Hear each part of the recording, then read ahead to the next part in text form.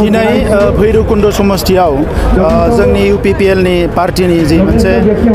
meeting जादों बेवहाय 12 निफ्राय 1700 सुबुङा पार्टीयाव जइन खालामगोन होननानै जोंनो ब्लक कमिटिया फोरमायदों आरो माखासेखौ आंनि आखाइजों जइन खालामदों बेवहाय माखासे यंग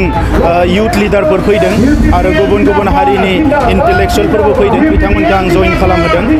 दायो UPPL होनना बुङोब्ला बयबो जोबोद मोजां मोनो मानोना 17 बोसोर BPF नि सासननि समायाव रायजो राजाफ्रा जेखौ लुबैदोंमोन बेखौ मोनाखै 3 बोसोरावनो UPPL नि सासन फैनाय लोगो लोगो रायजोफ्रा गोजोन मोनबाय रैखाथि मोनबाय मोजां थासारि फैबाय गावनि गोसो बायदियै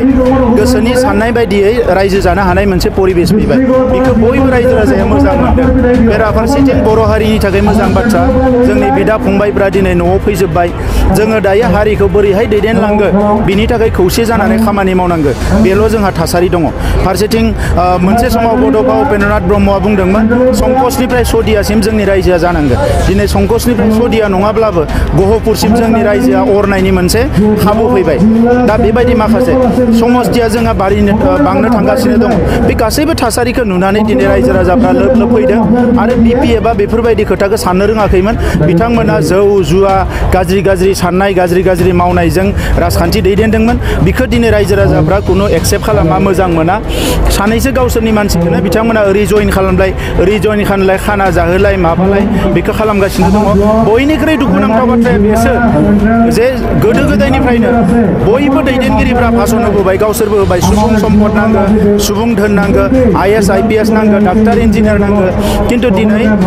बाथौ खेराइ मोनसे हटेल बानायनानै हाग्रामा महिलारि बिथाङा बे बाथौ खेराइयाव लाइमोनफोरखौ लाबोनानै बेवहाय बायदिसिना जौ लोंनाय DJ दामनानै मोसानाय आरो फरायसाफोरखौ फरायनायनि थासारिनिफ्राय गुबुंले खालामनाय मोनसे थासारि दागासिनो दङ कलेजाव फरायफुनाय फरायसाफोरखौ इउनिभारसिटियाव फुनाय फरायसाफोरखौ लाबोनानै जयनिं खालामनाय पार्टियाव जयन खालामनो सोरबा गोसो दङ बे जुदा खोथा खिन्थु बेवहाय खाथि खालानि रायजो राजाफ्रा सानफ्रोमबो कमप्लेन होगासिनो दङ बेवहाय अराय सम DJ दामो सेटारडे सानडे सनिबार देवबार साननैयाव हराव मानसिफ्रा उन्दुनो हाया दा सासे एसेबां गोबाव हारिनि दैदेनबोनाय मानसिया बेबायदि खोथाफोरखौ साननायासो जोबोद दुखुनांथाव जादों सुबुं धोन दानायानो जोंनि थांखि फरायसालिफ्रा अखा सेरजोबनाय जाबायमोन बादामालि खालामजोबबायमोन थांनाय बोसोरसेयाव जोङो 500निफ्राय बांसिन स्कुलफोरखौ रिपेयारिं खालामदों 100 गोदान स्कुल लुदों जोङो मडेल स्कुल आरो लोगोसे दायो फोरोंगिरि थिसननाय फोरोंगिरिफोरखौ ट्रेनिं होनाय साइन्सनि ट्रेनिं होनाय गं 20 बासाव साइन्स लेब जोंनि फरायसाफोरखौ फोरोंगासिनो दङ जोंनि फोरोंगिरिफोरखौ बेंगलराव साइन्सनि ट्रेनिं लानो हरदों फोरोंगिरिफोरखौ गुन गोनां सोलोंथाइ होनो थाखाय दिल्लीयाव ट्रेनिं लानो हरदों गोबां रोखोमनि खामानिखौ जों मावगासिनो दङ लाइमोनफोरनि थाखाय दाउ अमा फिसिनाय बड'फा माने लाइभलिहुड मिशन गोबां रोखोमनि खामानिफोरखौ जों आखायाव लादों सानसे नोंथांमोनजों अदालगुरियाव फैनानै मोनफ्रोमबो बिसयखौ लानानै आङो गोलावै सावरायगोन आरो नोंथांमोना गासैबो सोंलुखौ सोंनो हागोन आं गासैबो फिननायखौ बड'लेण्डनि सोमावसारनाय समावबो 100% बड'लेण्ड जाया होननानै हेंथा होदोंमोन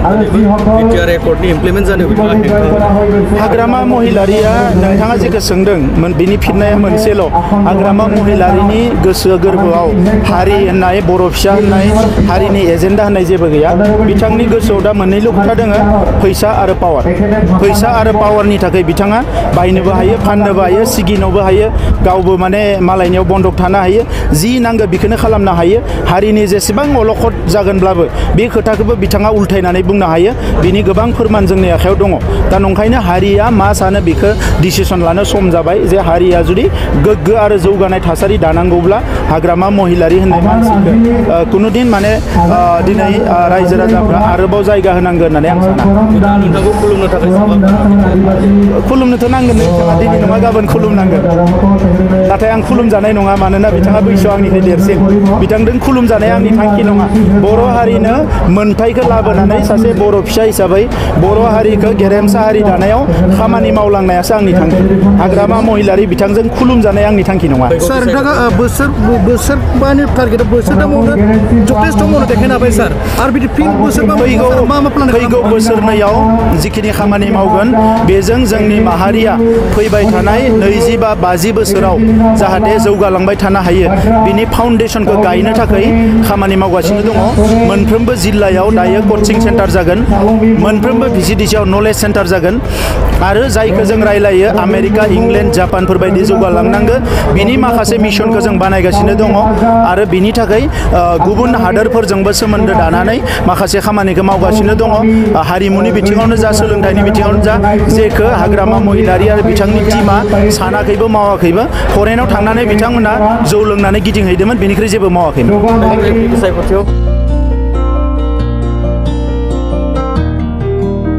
क्रिसमासनि बाम्पार अफार उदालगुरि नोगोरनि शंकरदेव मिशन हाई स्कुलनि साखाथियाव थानाय